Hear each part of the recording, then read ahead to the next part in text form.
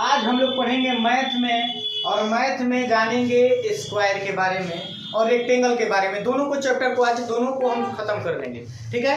तो आइए हम लोग देख लेते हैं सबसे पहले स्क्वायर। स्क्वायर जो होता है, स्क्वायर में सभी भुजाएं क्या होती है जी? बराबर। सभी साइड बराबर होती है, सभी साइड इक्वल होती है, ठीक है। सभी साइड इसमें क्या होती है? इक्वल। इसको हम लोग बोलते हैं स्क्वायर, SQUARE, स्क्वायर। और इसको हिंदी में बोलते हैं हम लोग वृत्त,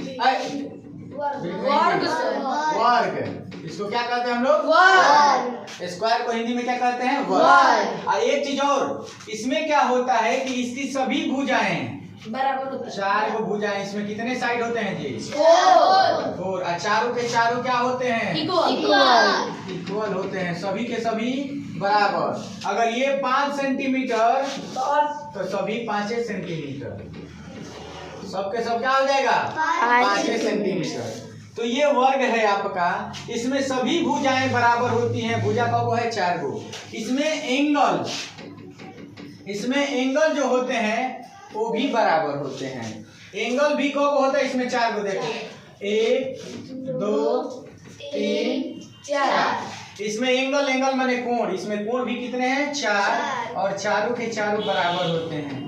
बराबर कहने का मतलब ये है कि सभी के सभी 90 डिग्री का होता है। कितना डिग्री का होता है? और यो 90, ये भी 90, ये भी, प्रत्येक एंगल इसका सभी का सभी 90 डिग्री का होता है।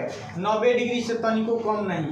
अगर तनिको कम हो जाएगा, ये कहो कौनो इसमें से, तो वो स्क्वायर नहीं कहलाएगा।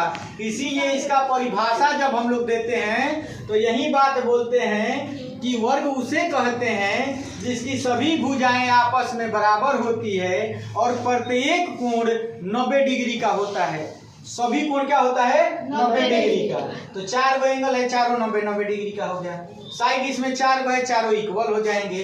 और टोटल इसमें वर्ग के कोणों का जो टोटल कितना हो जाएगा? 360। वर्ग के कोणों का जो कितना हो जाएगा जी? 360। टोटल जो हो जाएगा, टोटल वर्ग के कोण जो हो जाएंगे 360। 90 90 90 90 360। सबको समझ में क्या? तो इसमें क्या था, एक और चीज कि ये आपका कोण 360 हो गया, एंगल ये। अब इसके बारे में जान लेते हैं हम लोग थोड़ा सा कि वर्ग का परिमाप जान लेते हैं, यानी perimeter of square. Perimeter of square, वर्ग का परिमाप होता क्या है?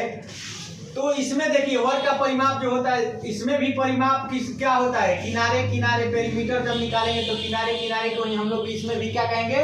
पेरीमीटर परिमाप कहेंगे।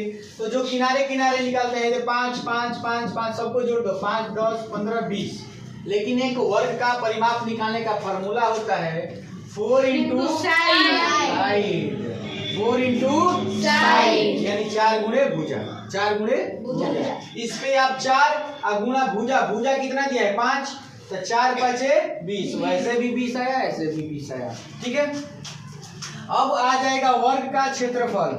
वर्ग का क्षेत्रफल माने area of square. Area of square माने वर्ग का क्षेत्रफल। इसका फॉर्मूला होता है क्या जी? साइड स्क्वायर, या इसी को कोई बच्चा बोल देता है साइड × साइड, और हिंदी में बोलेंगे भुजा गुणे भुजा, भुजा स्क्वायर, ठीक है ना? तो इस तरीके से। और ये आपका जो है क्षेत्रफल अंदर वाला, ये वाला पार्ट निकालेंगे, इसको हम लोग क्षेत्रफल, और जो किनारे किनारे निकालेंगे उसको हम क्या बोलेंगे? परिमाप। तो ये आपको समझ में आ गया पेरीमीटर के बारे में, स्क्वायर के बारे में। आइए इसी में हम लोग जान लेते हैं रेक्टेंगल के बारे में, आयत के बारे में, ठीक है। चलिए देख लेते हैं हम लोग रेक्टेंगल। रेक्टेंगल में जो होता है, इसमें सभी भुजाएं बराबर नहीं होती हैं, आमने सामने की भुजाएं बराबर। ये वाला L अगर 10 है तो इसके सामने वाला भी 10 होगा। ये 5 है तो इसके सामने वाला 5 होगा। इसमें जो भुजाएं होती है, जो साइड होती हैं, आमने सामने की बराबर होती है, आमने सामने की बराबर होती है, आमने सामने की बराबर होती है। भुजाएं क्या होती है? आमने सामने की बराबर होती है। और इसका भी प्रत्येक कोण 90 डिग्री का होता है। इसका भी प्रत्येक कोण कितना डिग्री का होता है? 90 डिग्री। चारों एंगल जो हो जाएंगे इक्वल हो जाएंगे। और ये हर इक्वल एंगल कितना डिग्री का होगा? 90 डिग्री का होगा। सभी कोण कितने डिग्री के हो जाएंगे? 90 90 90 90। तो इसका भी टोटल जो होगा एंगल कितना हो जाएगा इसमें? 360 डिग्री हो जाएगा। हो जाएगा कि नहीं हो जाएगा?